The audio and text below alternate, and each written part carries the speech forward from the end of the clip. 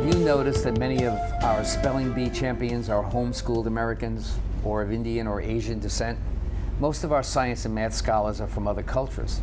Why is that? Our school systems are unable to catch up to other cultures' ability to learn. Why is that?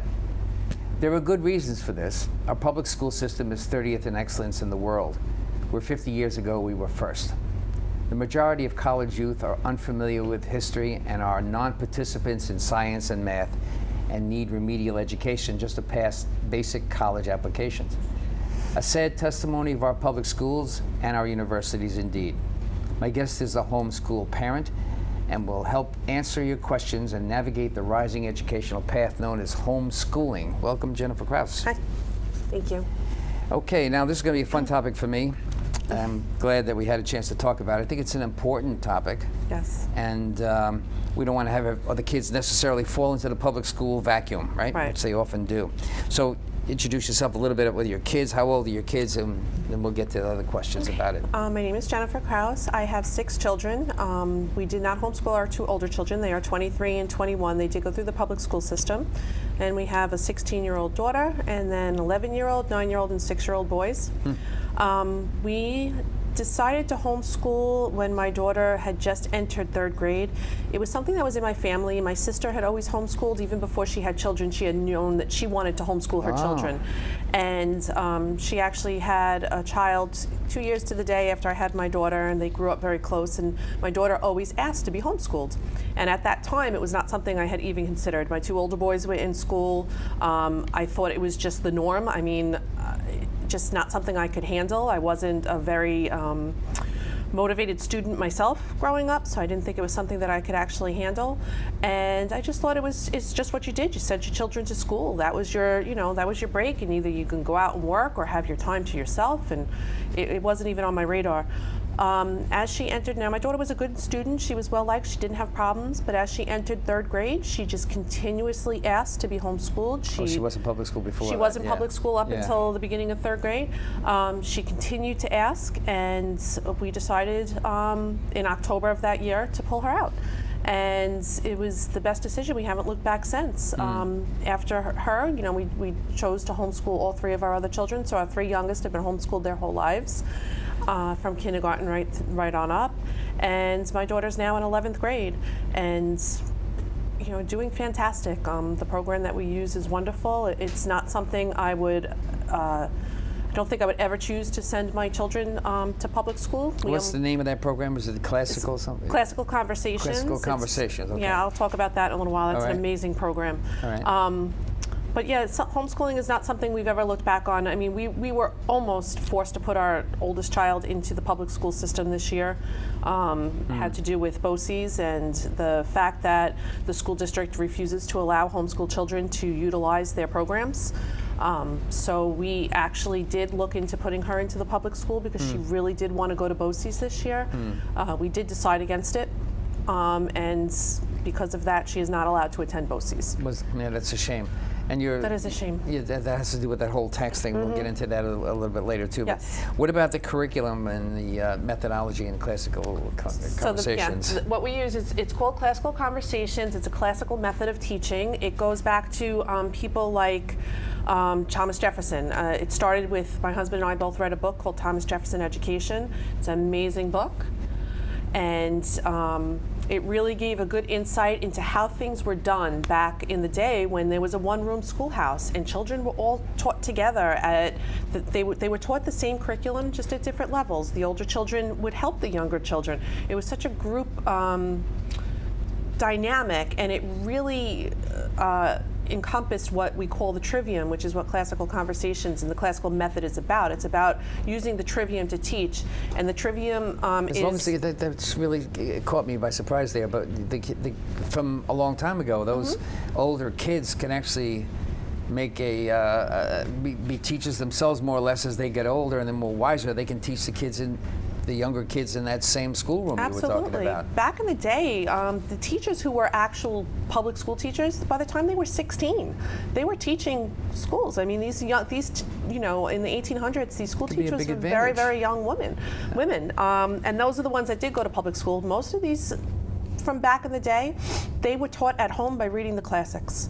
They read, they discussed, they talked to, they would usually have a mentor, and that was how they got their education. And then they would go on to these wonderful universities. They didn't need to go to public school and get a regent's diploma and all this other stuff to graduate and go on to these amazing law schools and universities and become president of the United States. Yeah. They read the books, they read the classics. And Classical Conversations is based on, like I said, the classical method, which is based on the grammar stage, the dialectic stage, and the rhetoric stage, which all children go through. Most children, they're born up through the age of maybe 10, go through the dialectic stage. And that's the stage where they're just memorizing, their sponges. They absorb everything. If you think about a child, they love repetitiveness. So what do? They watch something over and over and over again until they memorize it. Next thing you know, they're speaking movies verbatim. And I was at a conference, and the speaker said something that will probably stick with me until the day I die. He says at that age, during the dialectic stage, your children are going to memorize Disney or Deuteronomy. It depends on what you teach them. So if you're teaching them history and you're putting it to song, because children love song, think about how'd you learn your ABCs? It's an interesting way, right? Yeah, if I told you to say the ABCs, the first thing you're probably going to do is sing them. The song, right. So in the dialectic stage, we teach a lot of facts to song. We have something called the timeline. It's 161 facts from creation through 9/11. And usually by the time the kids are 5 years old, they know this song because they sing it every day, every week. Public schools are not really doing a good job in the memorization aspect either, because I know that when I was in school, we memorized a lot of things. That was our job. Our job was to memorize spelling, mathematics, times tables. We had to memorize things. What I want our public school systems to know is that that's a tool that's the brain uses to learn. That memorization is not boring, and it's not an unneeded tool. It's an important tool. If it comes in the form of song, as you suggest, or some kind of rhythmic, lyrical, poetic thing, that's fine, because it teaches the brain to keep up with and Absolutely. to coordinate and keep inside itself the information it may need to do something else. The difference between with a public school and a homeschool, especially with memorization, is a lot of times in the public school, they make you memorize a lot of stuff, they test you on it, and it's forgotten. They don't go back to it. Right. In homeschooling, in the classical method, there is just repetitiveness. You're not just teaching something and then moving on to something else. You're going back, you're reviewing it, you're implementing it into a bigger, one thing may lead to another, but then you implement it together. In the group that we do every week, that we have a community that meets once a week. And there are other parents who are tutors that actually sit in class and they tutor and they model the material for parents who are also in the class. But at the end of the class, there's a review period, and you review the current week plus the 6 prior weeks. So you're reviewing 7 weeks of material, and you do this every single week. So you're reviewing sometimes for weeks and weeks at a time the same thing, and that's what really, And the kids are not getting bored or, they're not getting or bored ruffled about it. You're They're doing not it complaining games. about it or No, nothing like that. It's so much fun. They love it. Okay. We're playing games. We're learning songs. You do hand motions. And when you engage a child, especially the child who's fidgety, or everyone's labeled with ADHD nowadays. Yeah. If you have a child who's got ADHD, how do you expect them to sit in a chair for 7 hours and just, you maybe have a break for lunch or a break for recess? You need to engage them. You need to get down on the level where they're learning, and they're learning by having fun. And by doing it that way, we see these children, we have something called Memory Master. And at the end of 24 weeks, That's so cool, yeah. they've memorized 24 weeks of material in 7 different subjects, and they repeat it from start to finish. It takes like 2 hours. Wow. And these kids, they memorize it Yeah, that's great. word for word. I'm surprised to hear that, and I'm very glad to hear that too. 'Cause I it's think an amazing I've always thing to complained see. about that. The school system dropped away the need for memorization. Yeah, it's wonderful. Let's talk a little bit about the social interaction process Sure. with the missing elements of public schools. Sometimes they go through periods of time where a teacher can't get through the 42 minutes, or whatever the number of minutes are these days, for a class because they're involved in discipline issues. And it takes away from the teacher's ability to put some concise material on board for the kids to grapple with. And if they're getting interrupted in the meantime, that's not good for the kids who want to listen anyway. So what do you do, and what does the homeschooling do to handle that? There's probably less discipline issues, right? Well, you're always going to have discipline issues with your children. I mean, they're your children. There's always that aspect's going to be in there. But right now I'm You don't have to worry about watching a clock and the bell ringing, in other words, Absolutely right? Okay, not. so that makes a difference. I mean, I have 4 children in my class. When you consider that I'm homeschooling 4 of my children, I have 4 children. Even if you have 10 kids, you still only have a max of 10 children in your class. It's a lot more. You're able to handle that a lot better than these teachers who have 30-something children in their an class. average of 30-something, right? You can cover material, you'd be surprised at how much you can cover in 2 to 3 hours at home that may take someone all day long to do. And if there's an issue where the child is a little bit antsy or they seem like they're not grasping, they can't sit still, you go outside, you play for a little while, you let them take a break. We have that freedom to do that. We're not on these time constraints, and we're not That's what I was referring to in the bell ringing. I think a lot of kids who know their class is coming to an end will keep clock watching, and they start to lose track of what the teacher's trying to deliver, what's going on in front of them, right? And then you may have the opposite. What if you've got, what if you've really grabbed your child's attention or a class's And the bell attention? rings. Yeah, they're in this great discussion about something like Shakespeare or politics or whatever, and then the bell rings and bye, you have to go. There's no way to finish that discussion. The next day, you're on to something else because these teachers, they have to move on. They can't sit and spend more time. I wish I would spend more time thinking about this whole subject because it reminds me of the classroom and the problems that teachers could have, right. And that its students may very well, as you suggest, be on the move to learn something and put it in their brain and keep it, and they get influenced by something that was said, and then the bell rings. And you're done. What happened? And that doesn't work either. So no, and it discourages. I think sometimes it discourages the student because they don't get to have a voice. How do you talk to your kids about the information based on the fact that the public school system is going to naysayer you, to death? There's nothing good about it. You can't socialize the kids. The kids aren't going to be a part of a bigger social network. I'm making this up on the fly, but you hear what I'm saying. But these are the kinds of things you hear. We always joke about the weird, unsocialized homeschooler because it is. I mean, right. I can't talk for like, people. What's wrong with you? Yeah, right. Exactly. But I can't speak for people who live out in rural areas that maybe they don't have the socialization. But here on Long Island, we have groups. There's something called LEA, which is Loving Education at Home. There are many different factions of LEA all throughout the island. They're a group that meets. I can't think of the word for it right now, like a support group for homeschoolers. And they meet monthly to have support meetings for the parents. They do field trips. That's where we just were today. We were at the Bronx Zoo. That was put together by our LEA group. A school. That was through the homeschool group. Yeah, that's great.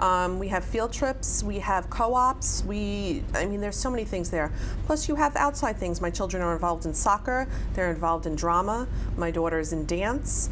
How do they get to coordinate that? Are there difficulties in grouping people because the numbers are low? I'm trying to forecast something I don't even know how to explain. You'd be shocked at how many homeschoolers there are. Just in our LEA group. You have any idea? In our LEA group alone, this is just one LEA group in a specific area. There's probably 20 or 30 of them on the island. We probably have about 80 children at least. In my Classical Conversations, which is our homeschool curriculum group, I have 48 students because that's the maximum number I'm allowed to have. But there's 4 other Classical Conversations groups on Long Island now, and in the city, in Manhattan and Bronx and Staten Island. And we have, I think, 45 challenge students, which are our middle to high school, just in my community alone. Do you travel to these places with the kids and stuff like that? No, I do not. We belong to one in West Sayville, so that is our community. That's where we are. But between the elementary and the high school, middle school, we have 90 students. I think that's quite a good amount for one homeschool community. Can I ask you one more question, which just dawned on me now, because I'm an athlete. I've spent my entire life playing sports. Is there any inhibition or any willingness or unwillingness to participate in sports that they hear the newspapers have the public school, this team scored blank number of points? Do they ever feel like they should have been or wanted to be a part of that? Or can they still be they can't still be a part of that? They can't be a part of it. This is something that is a real topic amongst homeschoolers right now. There aren't, as homeschoolers, even though we pay the same amount of school taxes, we don't get a break on our school taxes. We pay just what everybody else pays. Oh, let's get into that when you're done. Yeah, they do not allow homeschoolers to participate in, well, I shouldn't say it as a general blanket statement because the school district supposedly has the right to allow you, but we have never heard of it. We had the issue in our own, school Wow, district you should be fighting with for BOCES. that because that's a big one. Apparently, it is going into. There's been a bill submitted, so it needs to be. There was one submitted, I think, back in either 2011 or 2012 with regard to BOCES. The potential harm that can do a kid who has the interest and want, or maybe even the ability and want. Well, it would hold them back. A lot of homeschoolers are forced to put their children into public school for that reason. Oh, boy. We know a family who homeschooled, and their children are very, very big into a particular sport, and they had to put their children into the public school so they could be on the school team because it was the only way that they could possibly get a scholarship to college. So if these homeschoolers were allowed to participate on the team sport, they would have the same rights as any other student, but right now we don't have those rights. We don't have those opportunities.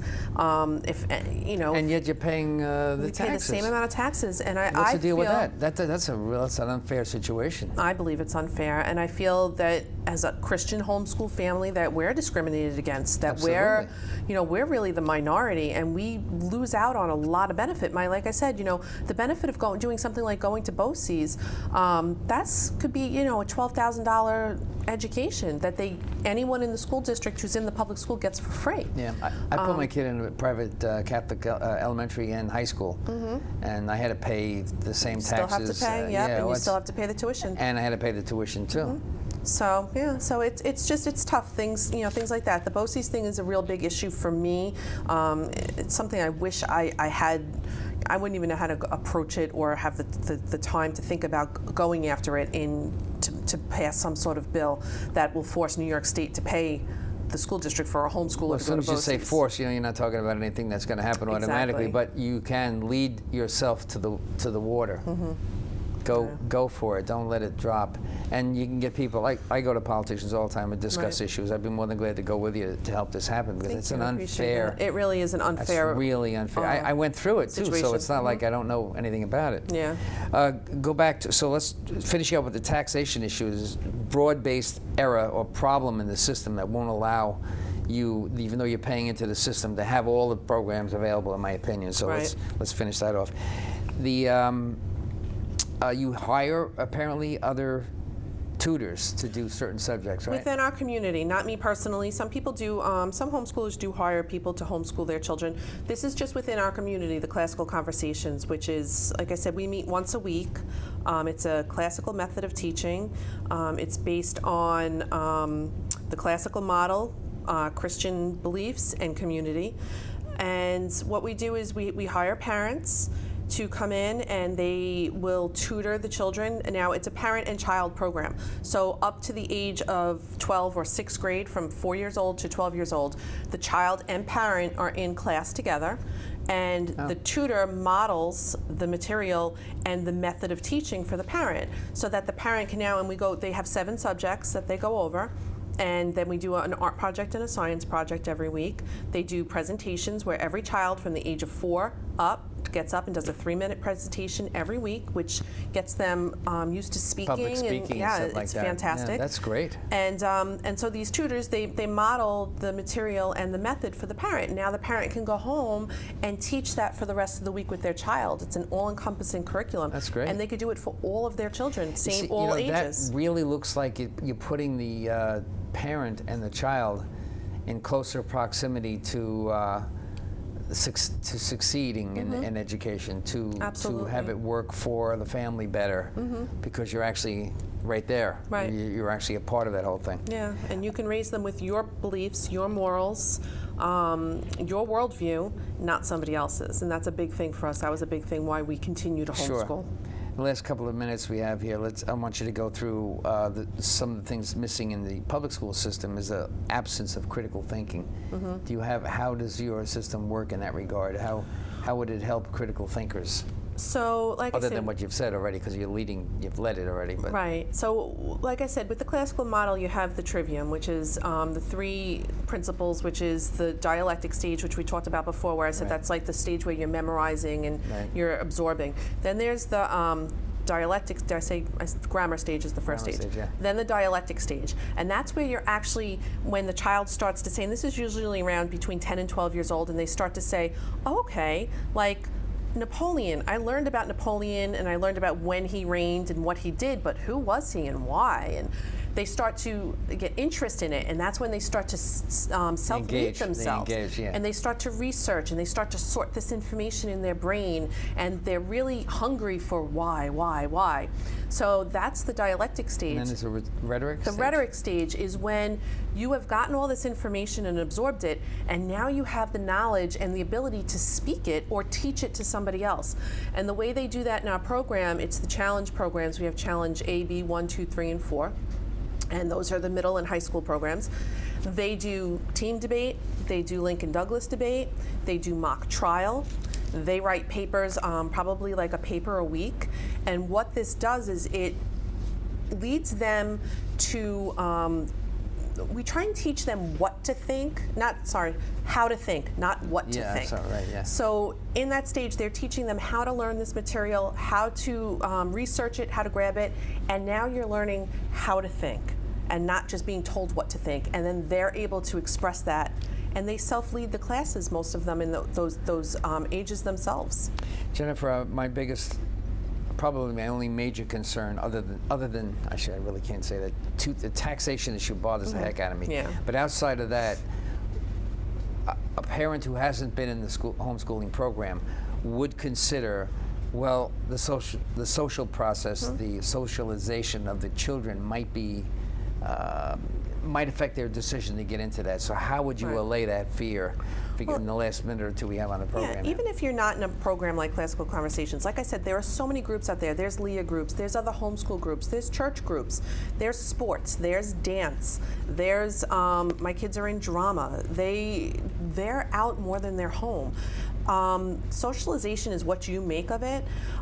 To me, when I think of socialization, I don't think of a school, because I feel like all you're being told in school is to sit down, shut up, and listen to what I'm telling you. So, you try and pass a note in school. What happens? You get in trouble. If you're talking, you can get sent to the principal's office. I mean, to me, that's not socialization. The only socialization they get is maybe on the playground when they're breaking into their social casts, and you have your cliques and somebody's always left out. There's going to be major, I guess you've actually homeschooling has had a problem overcoming a lot of these humps. Right. Well, especially on Long Island, there's no reason not to be able to do it, and there's no reason why any child should be unsocialized. Like I said, we spend more time, I feel like, in my car going from thing to thing than we do in my home. You're part of it. You just have to family education, I guess you can call it. Yeah, and it is what you make of it. I mean, you could sit home and just keep to yourselves and not do anything, or you can be out and you could take full advantage of everything that God's given us, and and use it to your advantage. Schooling isn't just about sitting down and reading a book. Schooling, we went to the zoo today. That's schooling. And one last question: gauging based on how a kid is doing through your system, or through the process, and how would you know for sure whether the kid is like college ready or not college ready, or not wanting to trade oriented or not trade oriented? I guess you have a hands-on ability to decide many of those things, right? But aren't they like any other kid, and they may not know exactly what they want when they get through systems, processes and stuff like that? Well, we are required by the state to do state testing with our children. Even as homeschools, we have to report to the school district. Yeah, I mean, we report to the school district every summer. You have to send in a letter of intent and an individualized home instruction plan. So it's not like they don't know what you're doing. And then we have to report all 4 quarters. We have to report grades, and then you have to do a state test. So, and then once they're in, high school. The same test that the public schools get? No. We do different ones. We do our own. We do the California Achievement Test or the Stanford Achievement Test. They're still around, huh? They're still around. Yeah, and they're a good gauge at where your child is leading. But you also have to know your child. You have to know which ones. My two older children who went to public school, one we knew was not going to go to college. One was. It was just who they were. Right. One went into a trade right out of high school. The other ones were getting ready to go. He just took his LSATs. And that's all there was 2 weeks to it. ago. So That's all there was to they it. weren't necessarily pigeonholed or driven to one area they might not want to be No, in. They could just go ahead and do that. I'm a firm believer of, I don't believe everyone goes to college or is college material. I will Right. take each child as they The come way and things as are they get going older. now in colleges, I'm not sure I'd Yeah, want any kid of mine going to I'll college tell you either. that. And I don't think at 18 every child knows what they want to do with their life. I that's know I right. certainly didn't, and I think that it has to be taken on a case by case basis Jenifer as far Krauss, as I that want goes. to thank you very much. You've done a good job explaining Thank you. this, and good luck to your kids. And Thank you so much. Thank you. And congratulations for delivering a good message. Thank you. You've been watching FIT TV, the program that brings you behind the scenes of our divorce culture. And at FIT, you know you cannot get this information on your own, so we'll bring it to your TV every single week. Of course, we always accept opposing views. We never hardly ever get any.